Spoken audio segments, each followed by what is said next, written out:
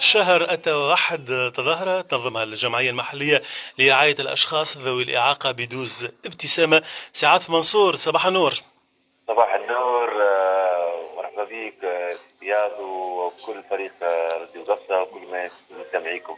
أهلا وسهلا بك. أعطينا فكرة على التظاهرة اللي تنظمها الجمعية، برامجها وبالنسبة للمدة المتواصلة على أثرها. تظاهرة شهر توحد طبعا تجي في إطار اليوم العالمي للتوعية بسرطان التوحد 2 أبريل، في إطار شهر التوحد، في تظاهرة شهر التوحد كل سنة. طبعا لأنه البرد شهر التوحد دائما تكون متواصلة بالشراكة مع مختلف شركائنا داخل تونس وخارجها. ذلك معناها شهر التوحد كان في ماي، يعني تأجل في ماي لضخم البرامج. انطلق شهر التوحد من 2 ماي بإطار مسابقة شعرية موجهة للأطفال المدارس الابتدائية. التظاهرة تضم مسابقات للأطفال في إطار أن أطفالنا الذين مستوفين خموا في توعية الطفولة.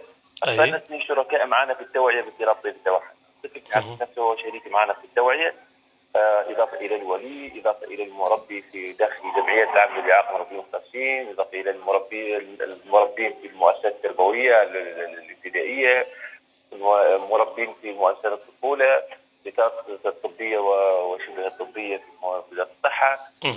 تظاهرتنا إن شاء الله ضم مسابقة شعرية للتلاميذ المدارس الابتدائية في قصيد من حق نعيش، هي قصيدة حول حقوق الطفل.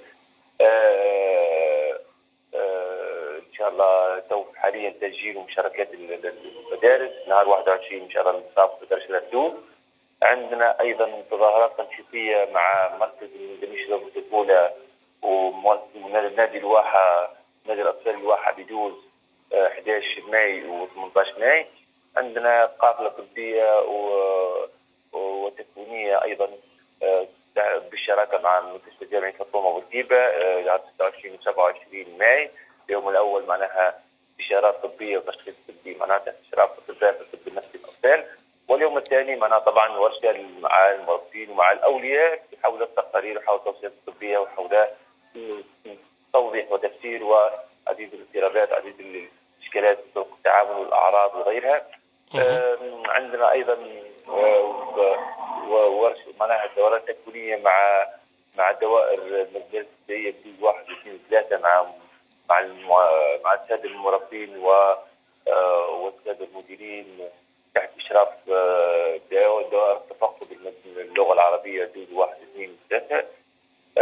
عديد الانشطه الحقيقه في اطار انه مستوى التركيز على مستوى التوعيه، مستوى انه تفعيل مختلف الادوار، توضيح لمختلف الاطراف ادوارها، ومستوى ضمان عمليه التاهيل وعمليه التدخل حول الطفل ذوي اضطراب طيف التوحد، يعني تكون اسهل واكثر نجاعه، خاصه على مستوى المرحله الاولى اللي هي اكتشاف التوحد والتشخيص والتقاعد الطبيه، من ثم مستوى مرحله التدخل المبكر ما قبل التمدرس، ثم التدخل، ثم المستوى الدرجي المدرسي، ثم المستوى البرامج البيداغوجيه وغيرها، حتى وطبعا دور الولي في مستوى انه هو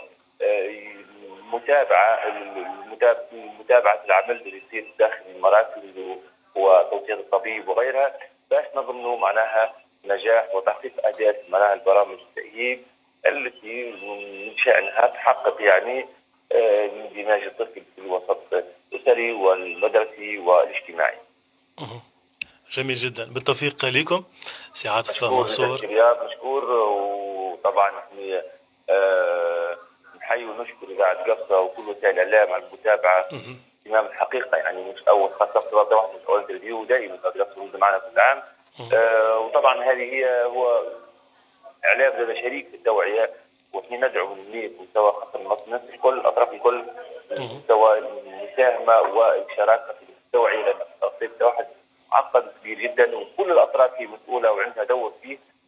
وطبعا نحن وكل تعاون وكل طرف ممكن يلعب دوره من شانه انه هو يسهل الصعوبات ويذلل العراقيل ويحقق معناها مع بعضنا اهداف معناها طرفي التوحد. وتحياتي ومشكورين نعم، جدا. شكرا لك. كانت هذه تظاهرة شهر التراث، شهر التوحد بالتزامن زاد مع شهر التراث، دورة سنوية لسنة 2023 تحت الشعار اختلاف تعايش واندماج، تنظيم الجمعية المحلية لرعاية الأشخاص ذوي الإعاقة بدوز ابتسامة.